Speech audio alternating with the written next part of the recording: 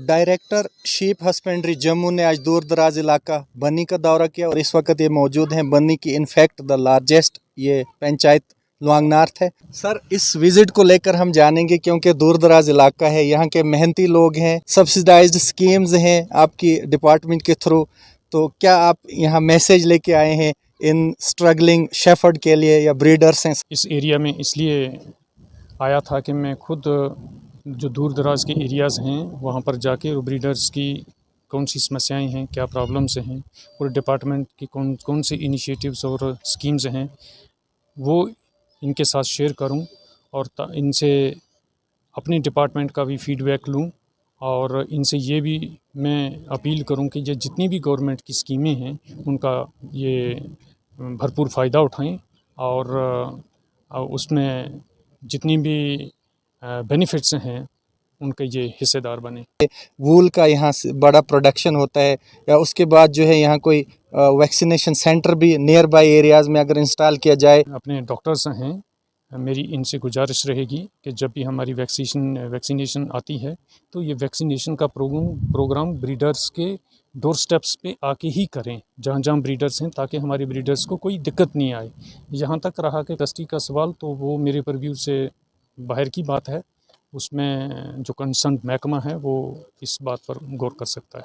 Sir, जैसे आए दिनों यहाँ डैमेज होता है सर इनके लाइफ स्टॉक का, जैसे वाइल्ड एनिमल्स खा जाते हैं या नेचुरल क्लैमिटी से वो मर जाते हैं सर, तो उनके लिए कोई क्लेम गवर्नमेंट की तरफ से? पिछले साल हमारी जो इंटीग्रेटेड शीप डेवलपमेंट स्कीम है उसमें एक कंपोनेंट था कि जो ब्रीडर्स का लाइफ स्टॉक किसी नेचुरल कैलामिटी से उसका नुकसान होता है तो उसमें उस स्कीम में उनको कंपनसेशन दी जाती थी, बशर्ते कि उनका जो एनिमल्स हैं उनकी तादाद 5 से कम ना हो और 25 से ज़्यादा ना हो।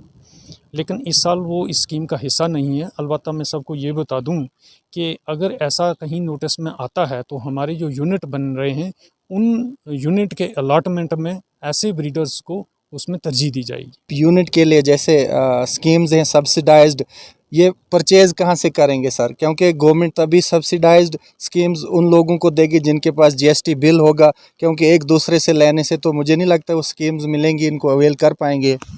पिछले साल तो अलग सिस्टम था, क्योंकि हम यहाँ से ही जो सुपीरियर जर्म प्लाज्म का एनिमल होता था उसको ख़रीद के यूनिट बना के हम अपने बेनिफिशरीज़ को देते थे।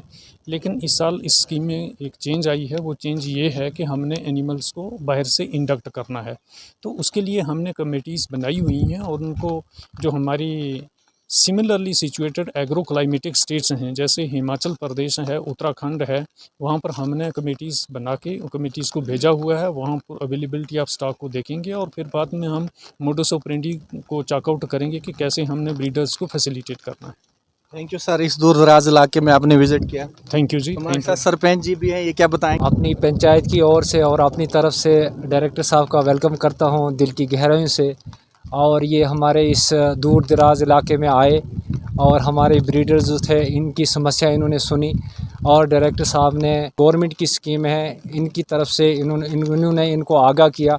उसके बाद जो भी स्कीमें इन्होंने गवर्नमेंट से लाई है वो इन तक पहुंची, हमारे ब्रीडरों की जो समस्या उनको हल किया।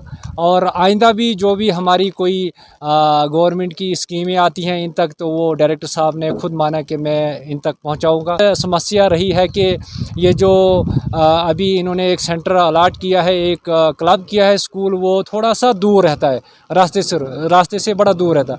इसलिए डायरेक्टर साहब ने हमको ये आश्वासन दिया कि आप एक रेजोल्यूशन डालें और हम उस पर फौरी तौर पर एक्शन करेंगे। तो और ये जो सेंटर है वो लुआंग नार्थ में हम दें, और हमने एक इनको रोम भी दिखाया, तो इंशाल्लाह ये जल्दी हो जाएगा। तो बाकी जो भी मसले होंगे इंशाल्लाह ये हल करेंगे। अभी ये विजिट करने के लिए सरथल जा रहे हैं, तो मैं फिर से अपनी ओर से, अपनी पंचायत की ओर से इनका शुक्रगुजार हूँ।